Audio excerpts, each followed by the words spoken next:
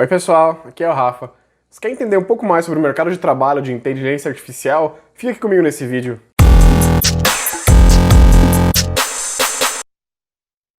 Pessoal, eu vou começar a nossa conversa com essa imagem que está aparecendo aqui para vocês. Essa imagem ela é bem tradicional quando a gente fala sobre carreira em inteligência artificial, em ciência de dados. Aqui são 3 círculos, é um famoso diagrama de Venn, que representa 3 habilidades que supostamente um cientista de dados tem que ter. É uma pessoa que tem que entender de matemática, é uma pessoa que tem que entender de computação e é uma pessoa que tem que ter um feeling para negócios. E aqui nas intersecções a gente vê algumas potenciais profissões. Por exemplo, quando você junta habilidades de matemática e negócios, você tem a análise de dados. Quando você junta computação com negócio, você tem a TI tradicional.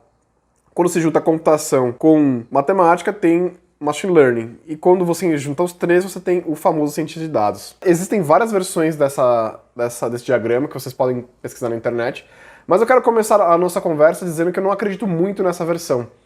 Por que eu não acredito muito nessa versão desse diagrama?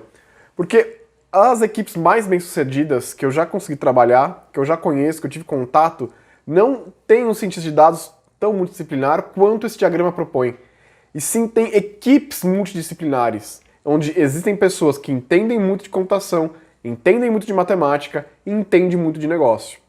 E o mercado, como é uma profissão nova, como a gente já falou aqui no vídeo sobre Data Science, que eu vou deixar linkado aqui para vocês, uma profissão com menos de 20 anos, essa profissão está se formatando ainda, então não é muito claro ainda o que é o cientista de dados, o que é o engenheiro de dados, e meu objetivo com esse primeiro vídeo é mostrar para vocês as principais profissões que permeiam aí o universo de inteligência artificial.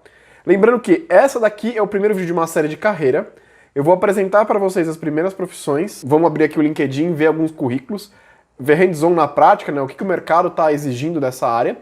E nos próximos vídeos dessa série eu vou trazer alguns conteúdos interessantes para quem quer começar na área ou quer migrar na área, né? São perfis diferentes. O jovem que está saindo da faculdade, que quer entrar na área, tem um perfil, eu acredito que tenha uma estratégia um pouco diferente da pessoa que está migrando de outras áreas, que já traz uma bagagem. Então, nas próximas semanas, pretendo sempre postar vídeos nessa playlist e alimentando ela, onde a gente vai tratar sobre carreira. E para começar o nosso papo de hoje, como eu já adiantei aqui para vocês, eu vou abrir aqui o LinkedIn, vou trazer alguns perfis para vocês, vou explicar o que é cada uma, teoricamente, né, o que é cada uma das profissões, e vamos dar uma olhada, dar uma debatida sobre o que o mercado está pedindo. Vamos lá?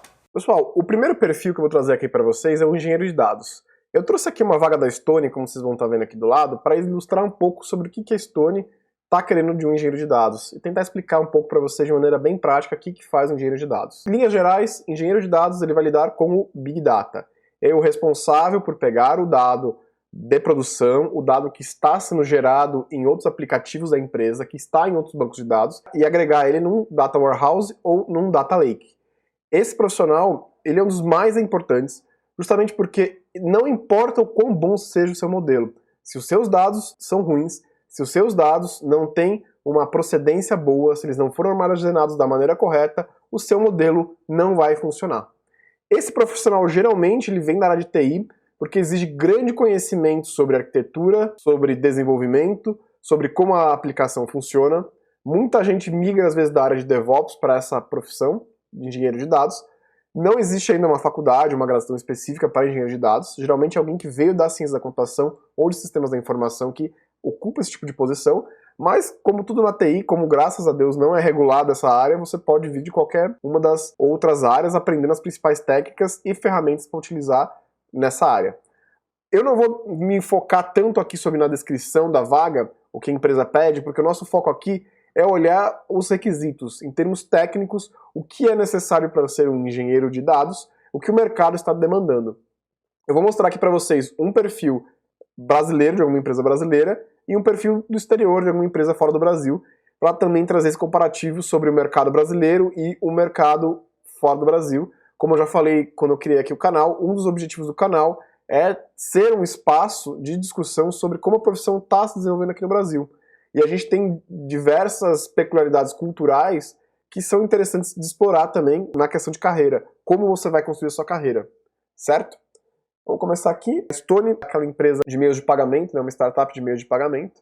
Aqui ela começa falando um pouco sobre stack de tecnologia que ela é baseada em Python, Elixir e Scala, tendo como principais fatores dados estruturados e não estruturados em Postgres, Kafka e Buckets. Então, pessoal, a gente viu aqui que a Stone ela tem a stack baseada em Python, Elixir e Scala no back-end, e a parte de dados, as fontes de dados, vêm das 3 tecnologias aqui. Essas duas eu não conheço, eu sei que Postgres é um banco de dados.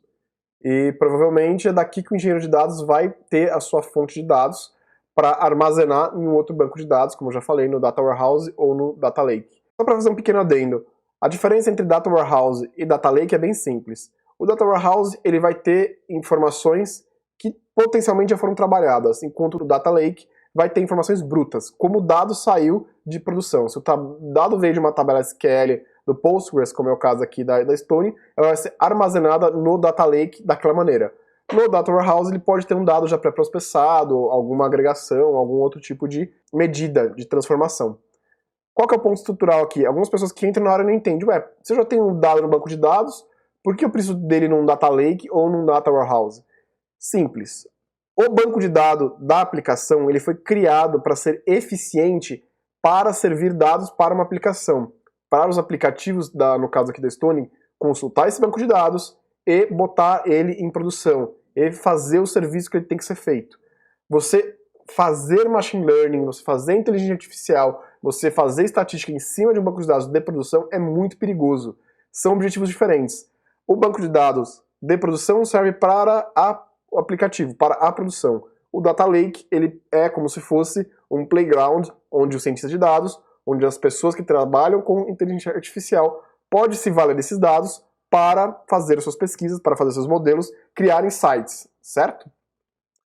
Aqui fala um pouco sobre o tipo de contratação e aqui o que é a exigência da vaga, né? Como eu falei, experiência em Data Warehouse ou Data Lake é essencial para quem está nessa área. Aqui são algumas tecnologias para quem trabalha nessa área. O Hadoop, muito famoso, Spark, alguns outros tipos de derivações de aplicativos dessa área.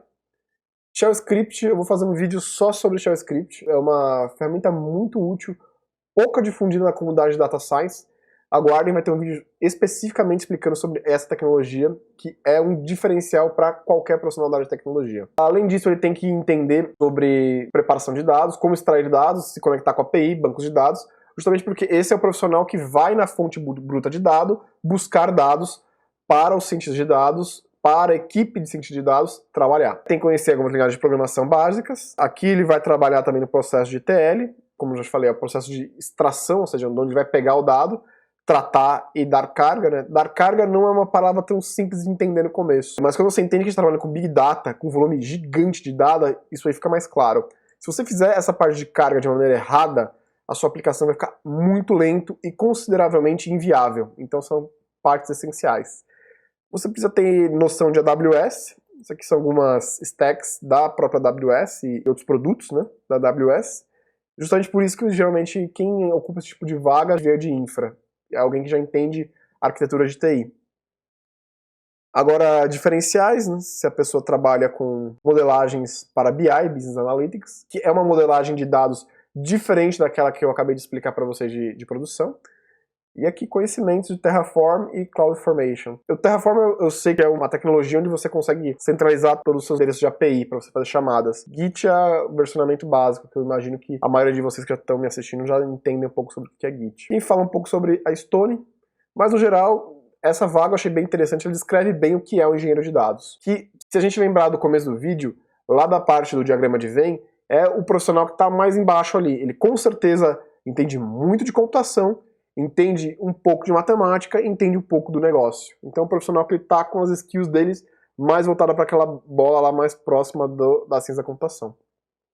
Vamos dar uma olhada por curiosidade numa outra vaga de fora do Brasil, Data Engineering Specialist. As skills, né, que a vaga exige é tratamento de ETL, como a gente já viu também. A AWS, vaga aqui da Stone, praticamente a mesma stack que essa outra vaga aqui exige. Principais ferramentas e metodologias. A AWS, Cloud está muito forte, acho que é uma grande tendência, é praticamente sem volta. Todo mundo mais dia menos dia vai ter que entender um pouquinho de Cloud. Aqui são outras informações mais específicas, trabalhar com uma API. Aqui como uma vaga internacional ele pede fluência em inglês, principais ferramentas ferramentas, basicamente Python, SQL e as principais ferramentas da stack lá da AWS. Aqui ele descreve um pouco sobre as especificações sobre o que um engenheiro de dados espera, né, para essa vaga. Ele espera, em destaque, ele coloca aqui que ele tem que fazer o design, implementar diversos pipelines em Python ou SQL para fazer a extração de dados. E, em geral, é uma vaga muito parecida com a vaga que a gente viu aqui de engenheiro de dados da Stone. É bem interessante, porque quando a profissão vai se sedimentando, ela vai ficando mais madura,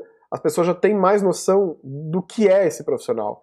E aqui a gente vê que a gente não tem muitas diferenças. A gente pegou uma vaga de uma empresa na Suíça, a gente pegou uma vaga da Stone para uma candidatura no Rio de Janeiro ou aqui em São Paulo, e as pessoas sabem o que é engenheiro de dados. Então a gente vê que, aos poucos, esse profissional já tem ganhando corpo do que é escopo de trabalho desse profissional. Então, apesar da área ser nova, é muito comum de a gente ver profissionais diferentes.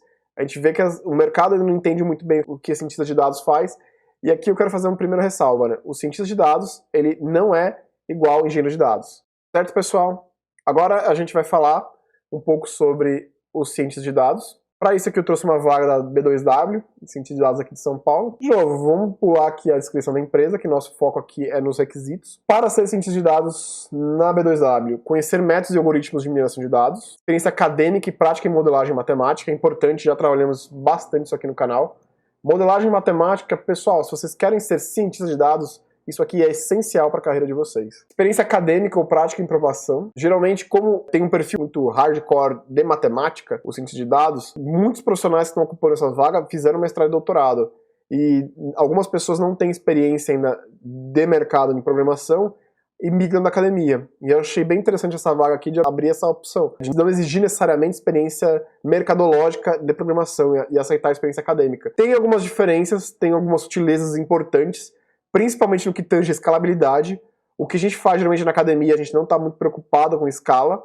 Quando a gente está no mercado, a gente tem que se preocupar com escala. É essencial que a gente se preocupe com escala, porque o nosso modelo ele não é feito para ficar na gaveta. O nosso modelo ele é feito para rodar e gerar resultado para a empresa. Eu achei bem interessante também essa vaga que ele pede experiência em projetos científicos ou experiência de mercado. Em inglês, acredito que seja default. Formação acadêmica, geralmente pessoal de exatas, né? Como desejável, ele destaca que é o Machine Learning, pesquisa operacional. Vou deixar linkado o card aqui de pesquisa operacional também.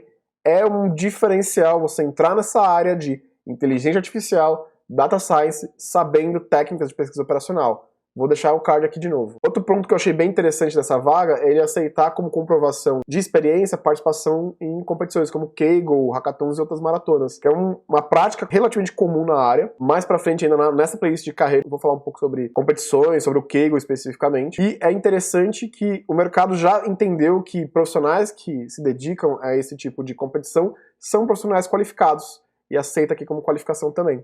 Agora vamos olhar uma vaga aqui fora do Brasil. Essa é uma vaga para cientistas de dados aqui para trabalhar no Reino Unido.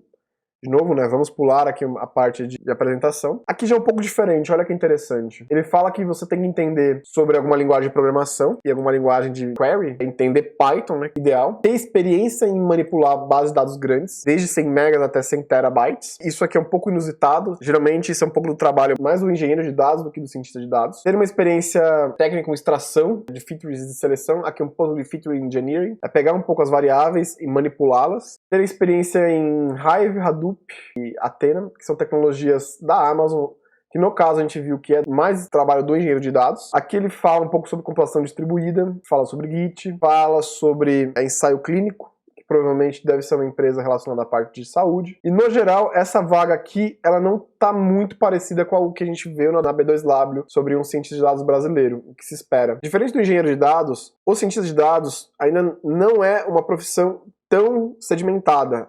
Ainda tem um escopo muito aberto, muito amplo do que o que pode ou o que não pode fazer, o que é ou o que não é ciência de dados. Como a gente viu, a gente mudou de país, a gente pegou uma vaga potencialmente internacional, comparado com a da B2W, o escopo de trabalho é totalmente diferente. Aqui eu vou fazer um adendo, uma percepção minha sobre como os dois, o mercado internacional e o mercado brasileiro veem ciência de dados. O mercado internacional, ele geralmente pede maior especialização e menos abrangência em termos de conhecimento técnico. Já o mercado brasileiro ele pede um pouco mais de abrangência e menos especialização quando a gente pensa em ciência de dados. Aqui a gente quer um cientista de dados que conheça mais assuntos, mais temas, tateie mais coisas e seja menos especialista. Lá fora a gente já pede uma coisa um pouco mais cirúrgica. Tá vendo que aqui ele coloca até especificamente, olha, você tem que entender protocolos de ensaios clínicos, justamente porque deve ser uma empresa relacionada à saúde. Pessoal, uma outra profissão que está começando a se formar aqui no Brasil e no mundo é o engenheiro de machine learning.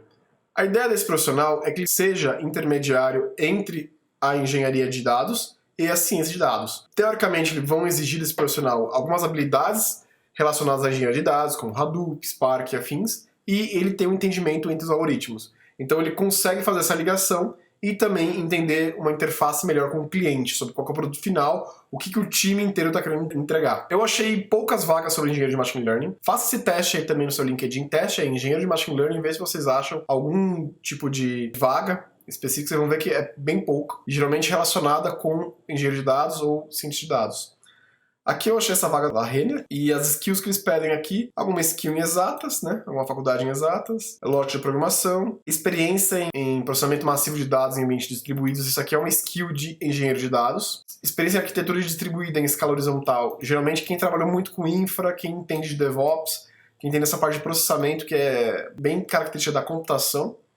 E linguagem Python, né? Essa parte, então, aqui dos requerimentos é um perfil muito mais voltado para o engenheiro de dados do que para o cientista.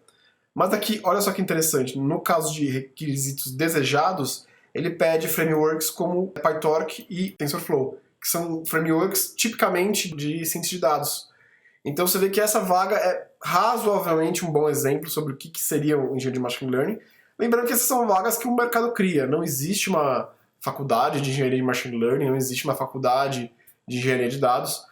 Os primeiros cursos de graduação de ciência de dados estão começando a sair, mas ainda é uma coisa muito incipiente. Se não me engano, nem registro no MEC tem ainda está nesse começo, né, nesse início da profissão como formação acadêmica. E para finalizar aqui o vídeo, vamos ver agora uma vaga no exterior. Essa aqui em Bruxelas, na Bélgica. Aqui eles pedem habilidades com ciência de dados e otimização, Python, SQL, skills analíticas, otimização de novo, machine learning, ciência da computação e outras engenharias, o inglês. Na outra vaga que a gente viu aqui das lojas Renner, parece muito mais um engenheiro de dados do que um cientista de dados. E aqui nessa outra ótica que a gente viu do engenheiro de machine learning, ele parece muito mais um cientista de dados. Certo?